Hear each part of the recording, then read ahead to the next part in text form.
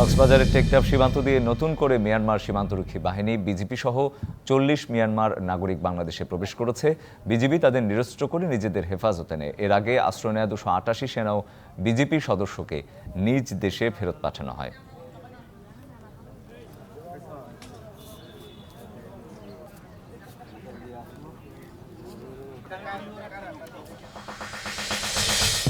খাগড়াছড়িতে কল্পনা চাকমা অপহরণ মামলার রায়ের প্রতিবাদে বিক্ষোভ মিছিল ও সমাবেশ। কল্পনা চাকমা অপহরণের ২৮ বছর পর সম্প্রতি আদালত মামলাটি খারিজ করে দেয়। আদালতের এই রায়ের প্রতিবাদে নারীদের ২টি সংগঠন রাস্তায় বিক্ষোভ সমাবেশ করেছে।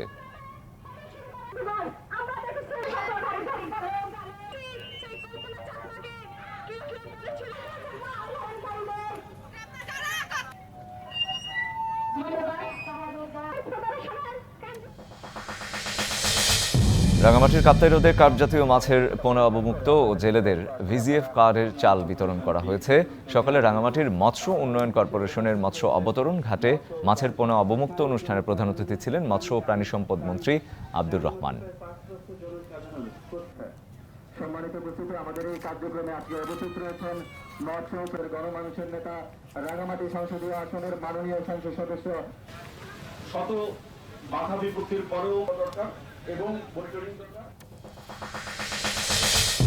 জামালপুর উপজেলা নির্বাচন সহ সব স্থানীয় নির্বাচনে ভোট বর্জনের আহ্বান জানিয়ে লিফলেট বিতরণ করেছে বিএনপি। দুপুরে শহরের কথাকলি মার্কেট থেকে দয়াময়ী এলাকা পর্যন্ত পথচারী ও ব্যবসায়ীদের মাঝে লিফলেট ও পানি বিতরণ করা হয়।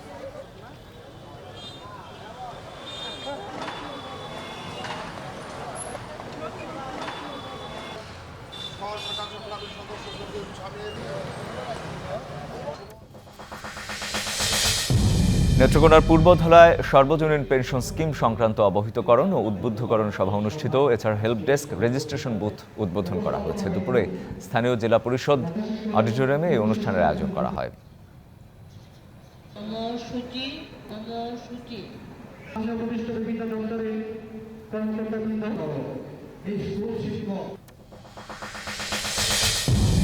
এবং ক্ষুদ্র উদ্যোক্তাদের উৎপাদিত পণ্যের প্রচার প্রসার বিক্রয় এবং বাজার সম্প্রসারণের লক্ষ্যে ঠাকুরগাঁওয়ে চলছে ৩ দিনব্যাপী আনন্দ মেলা। আয়োজকদের দাবি, প্রান্তিক নারী উদ্যোক্তাদের জন্য এমন আয়োজন কর্মসংস্থান সৃষ্টিতে সহায়ক হবে।